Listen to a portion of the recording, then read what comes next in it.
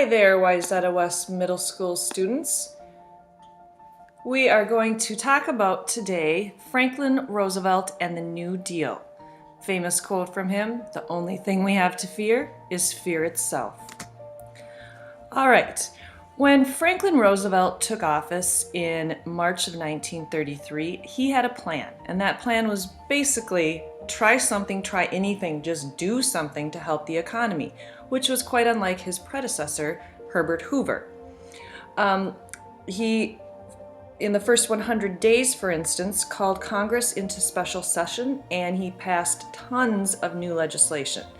For instance, a bank holiday, which we will talk about in a little bit, and lots of New Deal programs, which we will also talk about in a little bit.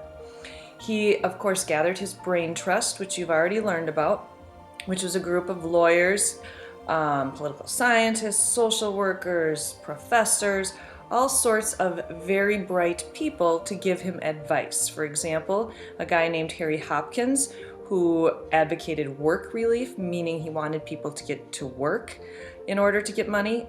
Frances Perkins was another part of his brain trust. She was the first woman Secretary of Labor, so that in itself was historic. He also said we need to focus on three main goals: relief, recovery, and reform. Relief would give immediate relief to people in things like jobs or actual just money or food or clothing.